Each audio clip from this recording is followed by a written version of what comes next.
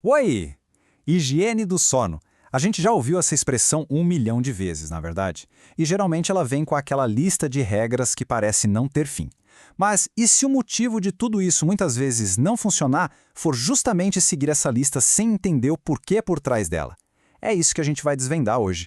Pois é, por que será que mesmo seguindo todas as regras, nada de café, banho morno, livro do lado da cama, muitas vezes o sono simplesmente não vem? Se alguém já se sentiu assim, saiba que essa frustração é super comum. E o mais importante aqui é que a culpa não é da pessoa, mas sim da abordagem que a gente usa. E a resposta está basicamente aqui. O grande problema é que a gente trata a higiene do sono como se fosse um manual de instruções, um checklist. Mas, na verdade, é uma ciência. É a aplicação prática de décadas e décadas de estudo em neurociência, em cronobiologia. Quando se entende o porquê por trás de cada dica, o jogo muda completamente. Então, o nosso primeiro passo é justamente esse: abandonar a ideia de uma simples lista. Vamos pensar na higiene do sono como um sistema, sabe? Um sistema onde cada pecinha influencia a outra. E tudo isso baseado em como nosso corpo realmente funciona. Olha só a definição científica. Ela não fala em dicas ou regras. Ela fala em práticas para promover a estabilidade. Essa mudança de perspectiva é fundamental. O objetivo não é seguir regras à risca, mas sim criar um ritmo estável para o corpo. A palavra-chave aqui é consistência e não perfeição. E para a gente entender como criar essa tal estabilidade, a gente precisa conhecer os dois motores que comandam o nosso sono. Essa ideia genial vem do modelo de dois processos, que é a base de quase tudo o que sabemos sobre a regulação do sono. Pense neles como duas forças que precisam trabalhar em perfeita sincronia. Essa imagem simplifica uma ideia muito poderosa. De um lado a gente tem o processo S, que é a pressão de sono. Pensa nele como um tanque que vai enchendo ao longo do dia. Quanto mais tempo acordado, mais cheio ele fica. Do outro lado tem o processo C, o nosso relógio biológico. Ele funciona como um porteiro, que abre a janela do sono na hora certa. O sono ideal acontece quando o tanque está cheio e a janela está aberta ao mesmo tempo. E só para dar um contexto, tá? Isso aqui não é nenhuma teoria da moda.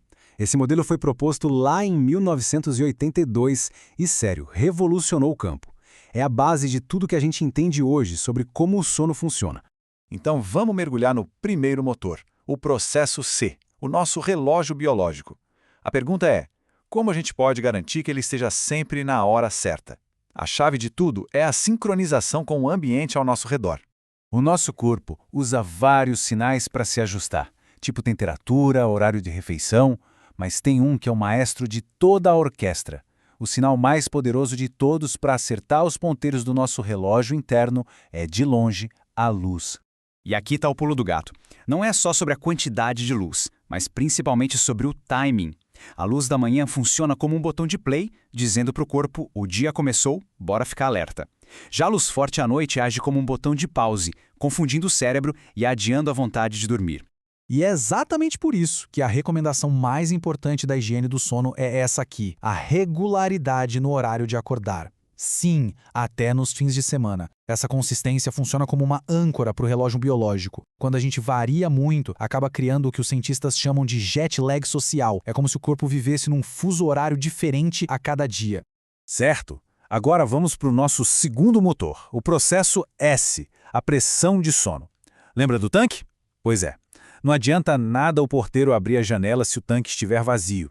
E o problema é que muitos dos nossos hábitos diários acabam sabotando esse acúmulo de pressão. Vamos falar de dois grandes sabotadores. A cafeína, por exemplo, ela não dá energia de verdade. O que ela faz é bloquear a adenosina, que é a molécula que nos faz sentir sono. Ou seja, ela só mascara o cansaço. E o álcool? Bom, apesar de dar aquela sonolência inicial, ele fragmenta o sono na segunda metade da noite, destruindo a sua qualidade. E os cochilos? Um cochilo muito longo ou muito tarde funciona como uma válvula de escape para a pressão de sono. É como se a gente esvaziasse um pouco aquele tanque antes da hora. O resultado? Chega a noite e a necessidade de dormir não é forte o suficiente, o que dificulta pegar no sono. Mas gerenciar os dois motores não é tudo. A gente precisa de uma pista de pouso.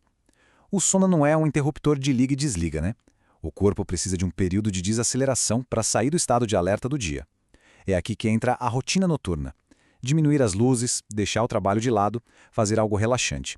É como sinalizar para o cérebro: missão cumprida por hoje, pode começar a desligar os sistemas.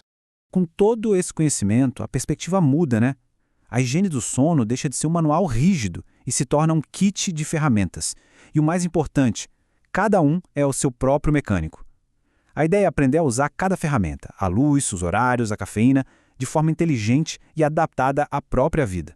Então, para resumir tudo, a estratégia se baseia em 4 pilares. Primeiro, estabilizar o relógio biológico com luz e rotina. Segundo, proteger a pressão de sono, gerenciando os sabotadores. Terceiro, criar uma transição suave com uma rotina de desaceleração. E por último, garantir que o ambiente seja um santuário para o sono, minimizando as interrupções. E por favor, vamos lembrar disso. A busca pela noite de sono perfeita é uma armadilha. Isso só gera ansiedade. O objetivo real é a consistência. É criar um padrão que, na maior parte do tempo, reduza os fatores que atrapalham o sono. É sobre construir uma base sólida e não um castelo de cristal. E a gente termina com essa reflexão. Depois de entender a ciência por trás do sono, a questão final é: como cada um de nós pode usar esse conhecimento para trabalhar a favor dos próprios ritmos biológicos, em vez de lutar constantemente contra eles? A resposta está na aplicação consciente e personalizada de todos esses princípios.